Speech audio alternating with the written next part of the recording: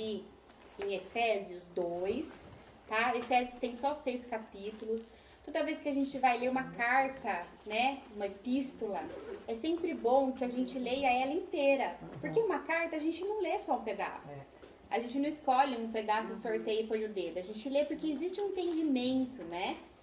E então é legal, assim, quando possível, a gente começar um estudo, vamos estudar Efésios, então eu vou ler a carta inteira. Tem carta que é curtinha, tem carta que é maior, dá pra ler em algumas partes, mas assim, quanto mais melhor, né? E a gente já tem estudado algumas coisas, né? Falou sobre filhos, sobre relacionamento de uns aos outros. E hoje nós vamos ler o capítulo 2, do versículo 19 a 22, tá? Eu vou ler aqui na versão NVT, nova versão transformadora. Deixa eu dar um... Bom, 2, então, 19, isso, né? Efésios 2, versículo de 19 até 22, tá? Então, eu vou ler na nova versão transformadora. Vamos lá. Portanto, vocês já não são estranhos e forasteiros, mas concidadãos do povo santo e membros da família de Deus. Juntos somos sua casa, edificados sobre os alicerces dos apóstolos e dos profetas. E a pedra angular é o próprio Cristo Jesus. Nele somos firmemente unidos, constituindo um templo santo para o Senhor.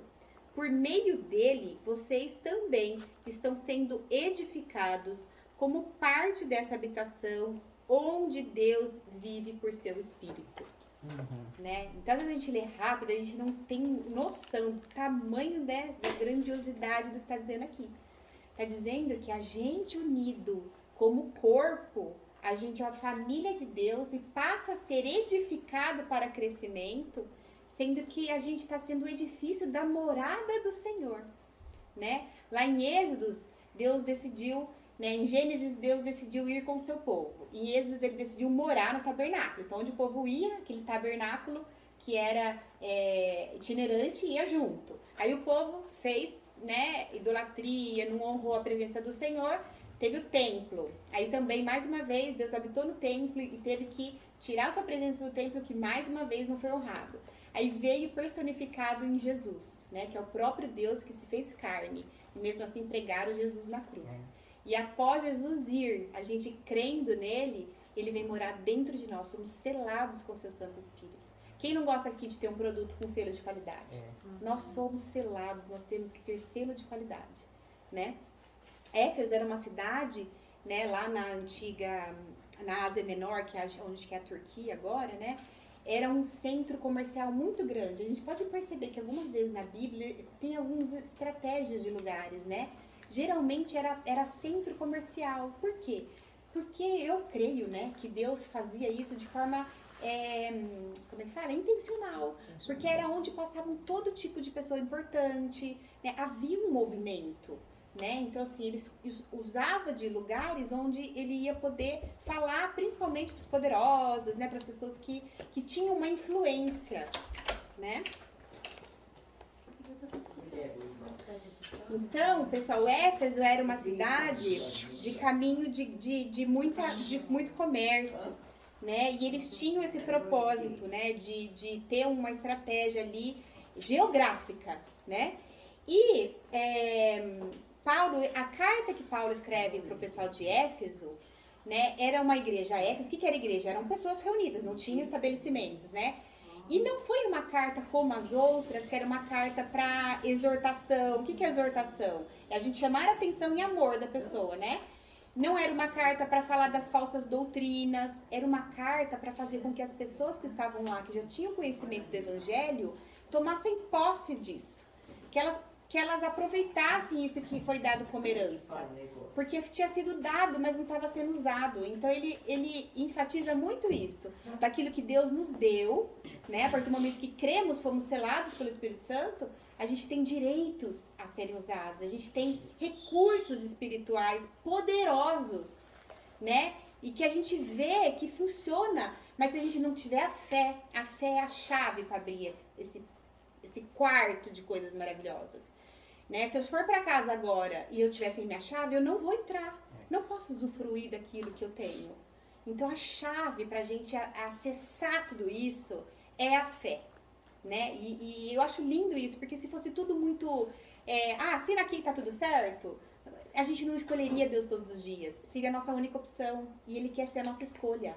Por isso que fala que Jesus bate a porta. Ele faz barulho, mas Ele quer que a gente abra. Ele não entra. Né? Diferente do inimigo. Que ele acha uma brecha, entra. Né? Então, esse era a grande intenção. Né? Paulo, ele vai lembrar a gente onde a gente estava antes de chegar até lá. Né? Ele fala que a gente tinha uma situação de morte, a gente vivia... Por que morte? Porque a gente estava andando longe de Deus. Né? É um caminho triste, sem vida. Né? Por isso que fala que quando a gente vai batizar, quando a gente está numa nova vida, uma nova natureza, a gente morre para depois renascer em Cristo. A gente precisa morrer para renascer. Não dá para começar só fazendo uma faxina. Precisa transformar 100%. Tanto é que no Velho Testamento, a gente percebe que quando Moisés, pessoas usadas por Deus, davam as instruções, ela falava assim, entra, mas destrói todos os altares, queima todos os ídolos, e às vezes matem todas as pessoas. Por quê? Porque para começar uma nova era ali, uma nova natureza, precisava acabar com aquelas raízes ruins, né? E muitas vezes, quando não se era obedecido e deixava algumas pessoas vivas, essas pessoas lá na frente iam corromper todo o povo e fazer todo o povo ir para longe de Deus. Por isso que, às vezes, parece que é tudo muito radical, mas tem coisa que precisa ser. Né? Às vezes tem gente que fala assim pra mim, mas eu acho que os crentes são muito radicais, porque só a Bíblia, nem a palavra de Deus, aquilo que pra Deus é inegociável, pra mim também é. Não existe meio sim e meio não, não existe crente em cima do muro, ou a gente crê ou a gente não crê, ou eu creio na Bíblia de capa a capa, ou eu não falo de Cristo para que Cristo não seja envergonhado, porque na igreja falou domingo, nós somos sacerdotes, né? O que é sacerdote? É aquele que representa o sagrado. Se eu pegar uma maletinha de marca, vamos supor que você é dono de uma marca, eu vou representar a tua empresa, eu tenho que chegar bem representando a tua empresa. Porque eu vou estar falando daquilo que as pessoas vão conhecer. E a gente, quando a gente é de uma igreja, a gente é de um corpo de Cristo, a gente tem, né, um Deus a quem a gente serve, a gente tem que bem representar. Se alguém vier falar qualquer coisa, a gente fala, eu também acho, né? Porque não é bem assim, não, gente. Se falar que Jonas engoliu a baleia engoliu o Jonas, eu vou acreditar do mesmo jeito. Que nem a Ana Márcia fala, estando na Bíblia, eu tô acreditando. A gente tem que ter esse posicionamento. É isso que Deus espera de nós. Né? Porque coisas sobrenaturais podem acontecer. Por que a gente acredita em milagres sobrenaturais e a gente não acredita quando fala que coisas sobrenaturais aconteceram aqui? Né? A fé não contesta, a fé confia. Certo? E ele fala também dessa relação que era quebrada e agora foi novamente permitida. Né? Quando quando Deus criou todas as coisas e colocou o primeiro casal para cuidar do jardim, ele não só criou e largou, ele veio ter com eles, ele queria relacionamento. Aí quando houve a queda de confiança, o pecado, o que é o pecado? Tudo aquilo que nos afasta de Deus, né? Não porque, pecou, parece uma coisa só punitiva. Não, porque não era bom que fosse assim. Não iria dar certo. Mandamento não significa nada só impositivo, aquela coisa brava, né, de eu vou impor. Não, significa não convém, não vai dar certo. É isso que a gente faz com nossos filhos quando a gente quer, né, dar uma disciplina. E nem sempre é fácil disciplinar, mas é por amor. E por isso que Deus faz isso. Tem hora que ele vai falar não, tem hora que ele vai falar ainda não. Tem hora que ele vai falar isso não. E a gente tem que confiar. Porque por mais que a gente não entenda, tem coisa que não vai ser revelado. Gente, quando fala mistérios de Deus na Bíblia, a palavra mistérios no seu original grego não significa coisas assim, é revelação, é aquilo que Deus ainda não, os mistérios é aquilo que Deus ainda não revelou. Tem coisa que a gente vai conhecer, tem coisa que Deus vai revelar, né? E a partir do momento que a gente sabe, Ele espera alguma coisa de nós. Né? Ontem a gente estava fazendo estudo do livro e fala que Ele nos deu os dons e talentos, certo? Então Ele espera, Ele investiu em vocês. E Ele quer o retorno disso. Quando a gente investe em alguém, a gente não espera um retorno. A gente vai treinar um funcionário, a gente não espera um bom desempenho. A obra não vai parar. Se você não for levantado para fazer a obra que lhe foi confiada, não vai parar. Mas vai ser cobrado de você. Né? A parábola dos talentos é linda. Ela fala isso. Aquele que simplesmente guarda o talento para não perder, não acontecer nada, esse vai ser tirado até o pouco que tem. Porque se ele fala pra gente multiplicar, qual que é a nossa grande missão aqui, gente? Ir por todo mundo, pregar o evangelho, até os confins da terra, formação de discípulo, né? Essa é a missão que Deus nos deu. Quando alguém fala, eu não sei meu propósito, eu vou te dizer o seu propósito. O seu propósito é fazer Deus conhecido. Conhecer a Deus e fazer Deus conhecido. Né? Deus fala, né? Buscai primeiro o reino dos céus e todas as outras coisas lhe serão acrescentadas. Quando a gente coloca isso em outra ordem, parece que a nossa vida não anda. Porque a gente tirou aquilo que é primeiro de primeiro lugar. Né? As premissas, a Bíblia fala muito sobre premissas. Que é aquilo que a gente tem de melhor, o nosso primeiro momento do dia, o nosso primeiro pensamento, né? O nosso primeiro amor, a nossa primeira dedicação, né? E fala que quando a gente se perdeu pelo pecado, nós fomos encontrados por Cristo, né? E por meio da morte dele que nós ganhamos vida, né? As ovelhinhas, é muito lindo. Uma vez comecei a gravar as parábolas de Jesus pro Gabi. Deixei gravado lá no YouTube. Falei, um dia ele vai assistir, alguém vai assistir, né? Até ele falou, ai mãe, tá muito infantil. Falei, tudo bem, tem gente que gosta de uma coisa bem didática, né? E fala sobre as ovelhas, né? Então fala que o lobo, quando ele olha uma ovelha sozinha, ele sabe que ele pode pegar ela. Você sabe por que ele não pega quando todas estão juntas? Porque ele tem a visão embaçada, ele pensa que é um grande bicho. Então ele não ataca quem tá junto. É muito mais difícil um inimigo atacar a vida daquele que anda em comunhão do que aquela ovelhinha que está desgarrada. Não é lindo? E Jesus vai atrás, que é o bom pastor, quando ela se perde, ela começa a bunir, esqueci o nome agora, que ela fala né, sabe? Porque ela quer ser ouvida. Então ela para, ela não fica procurando, porque ela se perde mais ainda, ela para e começa a fazer som para o barulho. E o pastor vem ao seu encontro, pega ela e leva ela de volta para o rebanho, onde ela vai ter mais segurança. Rebanho é isso aqui, né? Então ele fala sobre esse relacionamento. Quando Jesus morreu por nós na cruz, ele reconciliou o nosso relacionamento com Deus e o nosso relacionamento com o próximo. Quando, né, Adão trouxe o pecado, Adão e Eva trouxeram o pecado, ele quebrou o relacionamento com Deus, porque ele mesmo se esconde, com Eva, porque a culpa é dela, a culpa é dele. Já começou ali. Primeira treta, né, matrimonial já foi ali. Começou ali. Né? Como é que fala? A transferência da culpa, né? E quebra o relacionamento com ele mesmo, que a pessoa passa a se... Né, aquelas coisas que eles tinham de culpa, de morte, de vergonha. Tudo isso são esses 3 relacionamentos que são quebrados. E quando Jesus, né, morre por nós na cruz, ele já abre, ele limpa tudo isso, esse relacionamento, tanto com Deus, como com o próximo, como conosco mesmo. Então, quando a gente se pega se culpando, né, quantas vezes a gente fica, ó Deus, perdão, ó Deus, ele vira e fala assim, querida, eu já te perdoei na primeira vez que você pediu perdão, agora perdoa a si mesmo, né? Ele fala, a palavra de Deus, que Deus joga no mar do esquecimento, e às vezes a gente fica. Tem o tempo, é muito importante a gente saber honrar o tempo. O que hoje é mais precioso na nossa vida que as pessoas não querem perder? Tempo, certo?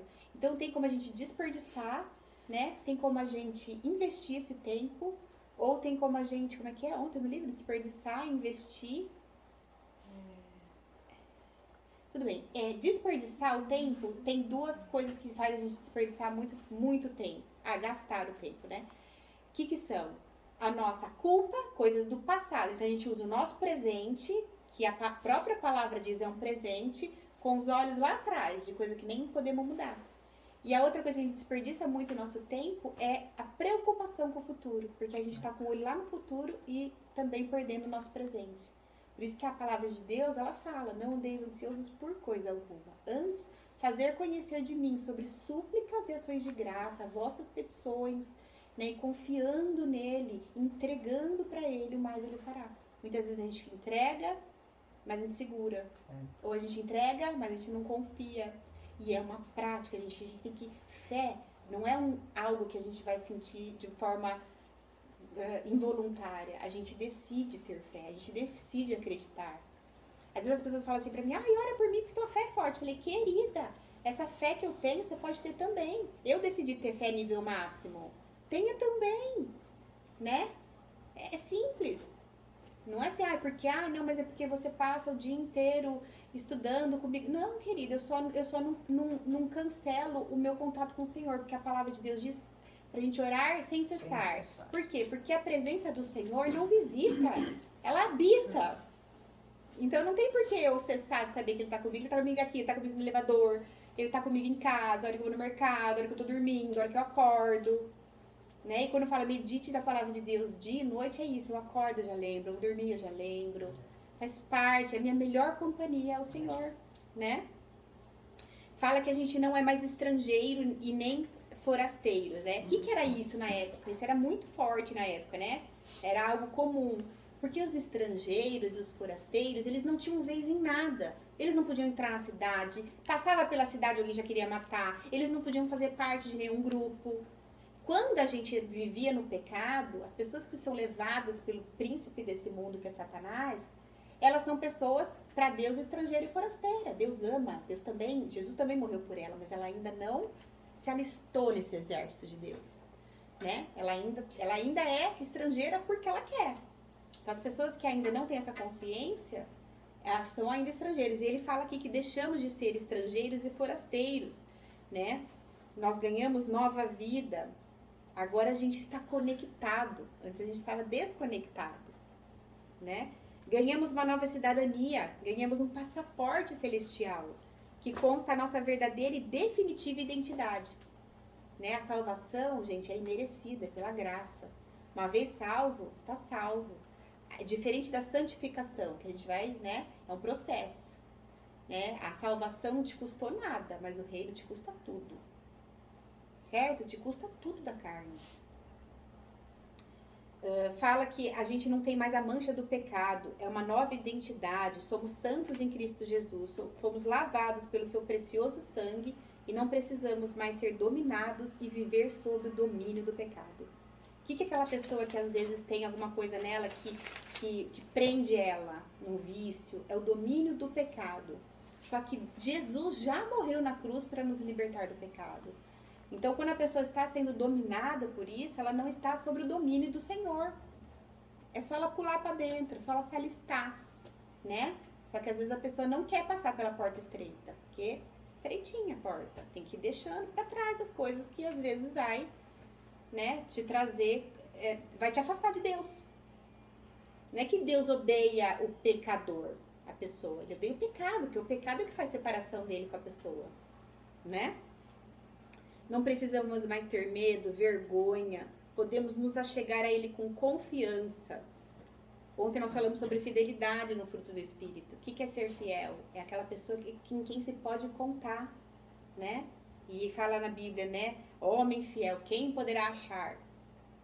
Né? Não é fácil uma pessoa que seja fiel. Né? Ganhamos uma nova família. Se antes estávamos desgarrados, agora com Jesus ganhamos uma nova família. Porque se fala que nós estamos sendo edificados juntos como membros, né? Cristo é a cabeça e nós somos o corpo. Você é um braço, você é outro, eu sou a boca hoje. Cada um é uma coisa. Mas juntos nós estamos sendo edificados, né? Sozinho não somos ninguém, né? Exatamente. Né? A gente é muito mais forte juntos, né? Não estamos mais desamparados, temos uma nova família a qual pertencer. Eu lembro que uma vez eu estava assistindo uma celebração lá, um culto da Joyce Meyer, eu adoro a Joyce Meyer, e ela falava assim que ela teve muito problema com o pai dela, né? O pai dela abusou sexualmente dela até os 18 anos. E até que ela conseguisse entender que o pertencimento dela como filha não era dele, era de um pai eterno, aí que ela conseguiu se sentir amada. E comigo foi a mesma coisa, eu tive muito, né, problema de uma família desestruturada. E no dia que ela deu esse culto, ela fez uma dinâmica lá que ela falava assim, feche os seus olhos, fala, eu tenho pai. E você vai repetindo isso até você entender que você tem um pai. E é um pai perfeito, né? E foi lindo, foi libertador, foi assim. Aí eu comecei a me sentir alguém, porque é muito forte quando a gente coloca a nossa personalidade refletida na vida de alguém que nos deixou, né? São muitos traumas. Mas a palavra de Deus diz que todos os homens, né, importantes ou que não tiveram tanto êxito, tinham seus temores internos e os seus temores externos. Quantos homens que Deus falava, ei, não é pela sua capacidade, eu vou te capacitar, né? Então, assim, todo mundo passa por esse tipo de sentimento, né? Então, fala, né, da salvação, ela vai resolver isso. E aí, eu trouxe pra vocês uma coisa. Hoje eu vim toda equipada. Eu trouxe pra vocês, como a gente vai falar sobre... Nós estamos falando sobre essa batalha, né? Que é uma batalha espiritual mesmo. Então, eu trouxe aqui pra vocês um cartãozinho, que é aquele cartãozinho sobre quando ele fala pra gente ser revestido da armadura da fé. Eu vou deixar, você vai perceber, eu faço assim. A armadura da fé, né? Por quê? A armadura da batalha, né? Da batalha espiritual. Aqui atrás tá bem o versículo que fala sobre isso, tá? Por quê? Porque nós estamos num combate. Vocês entendendo isso ou não, existe uma guerra espiritual, né? Existe. E aquele que ama Deus é importante pro inimigo, porque ele quer derrubar esses, os outros já são dele, né? Então eu trouxe para vocês esse cartãozinho e atrás tem versículo. E também eu trouxe um nominho de guerra para vocês colocarem na casa de vocês. Não para ser algo místico, nem um ídolo, ninguém vai adorar esses bonequinhos, pelo amor de Deus. Mas é um memorial para vocês lembrarem que vocês estão alistados no exército do Senhor.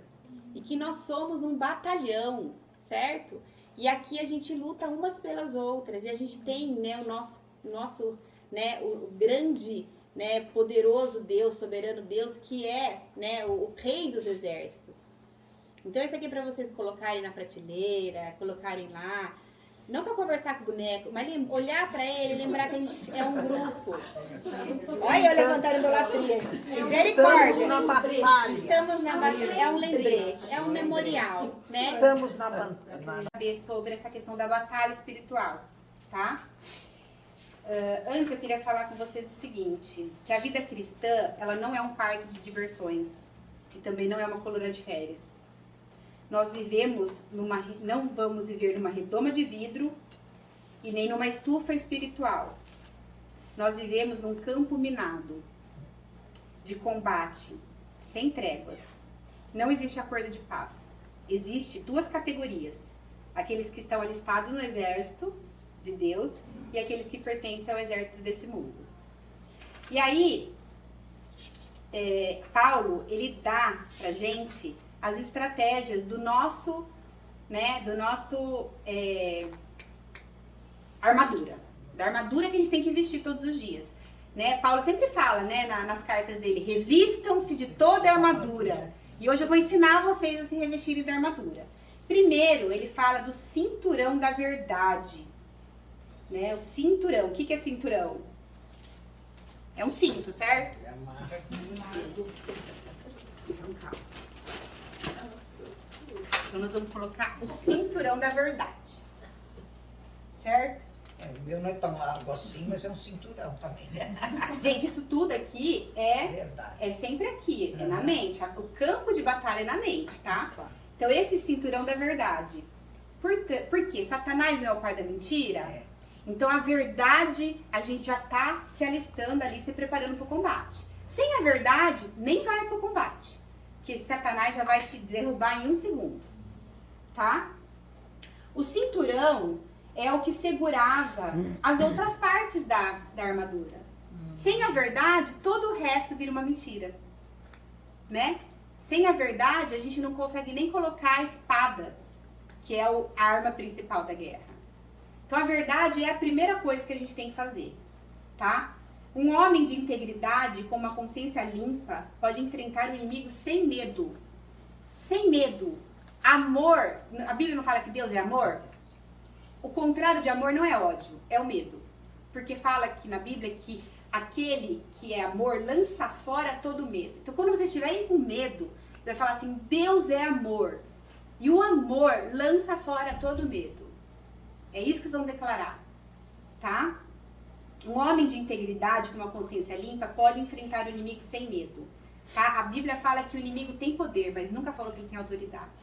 Quem tem autoridade são os filhos de Deus, somos nós, tá? Então, esse cinturão da verdade. Depois fala da couraça da justiça. A couraça, ela protege todos os órgãos. Era pra ser de couro, tá, gente? Mas só tinha de pelo. Então essa aqui é a couraça que nós vamos vestir. Olha, Certo? Se eu começar a espirrar, eu vou ter que arrancar. Justiça. Deus é justo. Sem justiça e sem verdade, não vá para a guerra. Você nunca vai enfrentar uma guerra com injustiça. Você nunca vai derrubar alguém perante Deus, Deus estando de acordo com a injustiça. Ainda que você leve a pior.